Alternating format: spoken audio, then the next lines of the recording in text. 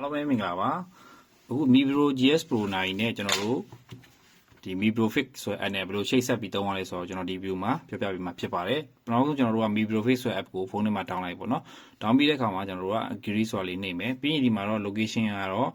ကျွန်တော်တို့မြန်မာကိုရွေးပေးမယ်ပေါ့နော်ဒါတော့ကျွန်တော်အောက်မှာမြန်မာကိုရွေးပေးမယ်ဟိုအောက်ဆုံးမှာမြန်မာလို့ရေးပေးထားပါတယ်ဒီမှာမြန်မာစာနဲ့မြန်မာလို့ရေးရင်ပြီး next ကိုနှိပ်မယ်ပြီး next step ကိုနှိပ်မယ်ဒီကတော့ကျွန်တော်တို့က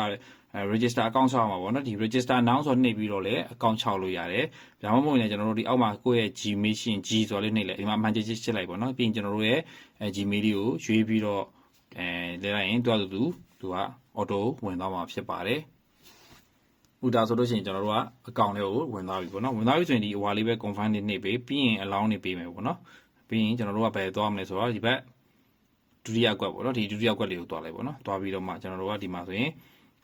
GS Pro ဆိုတော့ဒီကလို့မပေါ်ခဲ့ဘူးဆိုလည်းဒီပေါ်ကနေပဲကိုကနှိပ်လို့ရတယ် add device ဆိုပြီးတော့လေနော် add device ဆို confirm စာပြီးတော့ဒီမှာ location တောင်းရင်လည်း location လေးခဏဖွင့်ပေးပေါ့နော်ပြီးရင် button နဲ့ပြန်သွားပြီးရင်ဒီမှာကျွန်တော်တို့ add device ဆိုပြန်ရှာပြီးချိန်လို့ရ allow ပေး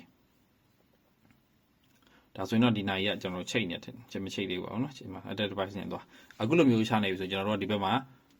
QR scan လေးရှိတယ်အဲ့ဒါလေးနှိပ်လိုက်နော် confirm လေးပေးလိုက်ဒါဆိုရင် allow ပေးလိုက်ပြီးရင်ကျွန်တော်တို့ကနိုင်ရဲ့ဒီမှာညနေပြင်ကိုပေါ်ဆွဲချလိုက်လို့ရှိရင်မအောင် QR လေးရှိတယ်ဒီ QR လေးကိုကျွန်တော်တို့ဝင်အောင် scan လေးဖတ်ပေးလိုက်ပေါ့နော်ဒါဆိုလို့ရှိရင်တော့ဒီ device ကဒီနိုင်ရချိတ်ဆက်ပြီးသားကြီးဖြစ်နေလို့ပြောနေတာပေါ့နော်ဒါဆိုချိတ်သွားပြီ84ဆိုပြီးဒီနိုင်လေးကလည်းမိန်နေပြီးတော့တက်သွားပြီပေါ့နော်အဲ့ဒါဆိုချိတ်သွားပြီဒါဆိုချိတ်သွားပြီချိတ်သွားပြီဆိုလို့ရှိရင်တော့ကျွန်တော်တို့ကဒီကိုကအဓိက update ရတဲ့ရွေးချက်က Office တွေပဲပြောင်းကျင်နေဆိုရင်လည်းပြောင်းလို့ရသွားပြီပေါ့နော်ဒီ star ပုံလေးကိုဝင်လိုက်ရင်ဒီမှာလေး Alban Watch ဆိုတာရှိတယ်နော် Alban Watch တွေသွားပြီးတော့ကိုကြိုက်တဲ့ပုံလေးတွေပြောင်းလို့ရတယ်ဒါမှမဟုတ်လည်း Watch Time ဆိုတာရှိတယ်ဒီ Watch Time ထဲမှာကိုကြိုက်တဲ့ web face တွေကိုသွားထောင်းပေါ့ဗျာအခုဒီ web face ကိုကြိုက်တယ်ဆိုရင်ဒါလေးကို installation နှိပ်လိုက်ရင်အခုလိုမျိုးနှိပ်လိုက်ရင်ဒီမှာဆိုရင်ပုံပြောင်းသွားလိမ့်မယ်ဒီမှာ install လုပ်နေပြီပေါ့နော်ဒါမှဆိုရင်install လုပ်နေပြီပေါ့နော်ဒါမျိုးပါတရားရအောင်ပြအောင်တော့ခဏစောင့်ရတာပေါ့နော်အဲ့တော့ web face တွေကလည်းအများကြီးပါတယ်ပေါ့နော်ဒါဆိုရင်သူ့မှာပေးထားတဲ့ web face ကိုကျွန်တော်ပြောင်းပြပေးနေဖြစ်ပါတယ်အဲ့တော့ AMOLED ရုပ်ထွက်ဆိုတော့ရုပ်ထွက်ကလာလည်းမြင်တဲ့အတိုင်းပဲရုပ်ထွက်ကလာလည်းတော်တော်လေးကောင်းတယ်ဒီမှာလုံးဝဒီဖုန်းရဲ့ပုံတိုင်းပဲသူကဒီနိုင်ရဲ့ screen မှာပြပေးတယ်ပေါ့နော်ဒါကတော့သူ့မှာပေးတဲ့ web face တွေကိုအများကြီးရှိတယ်ပြကျွန်တော်ပြောင်းလို့ရတယ်ဒါကတော့Alban web face ပေါ့နော် Alban web face ဆိုတော့ကျွန်တော်ဒီဘက်ထဲမှာသွားတယ်ကိုတက်ပုံကိုထည့်ခြင်းထည့်တာပေါ့နော်ဒါလေးပါဒါဆိုကိုပြောင်းထားတာလေးပြလို့ရတယ်နော်ဒါကတော့ကိုက collection လုပ်ထားလို့ရတယ်ပေါ့နော်အဲ့တော့ web face တွေကလည်းအများကြီးပါတယ်ဒါကတော့ sport မှုတွေနော်ဒါတွေကတော့အများကြီးကိုသုံးလို့ရတယ်ဒီဘက်မှာဆိုရင်လည်းဒီ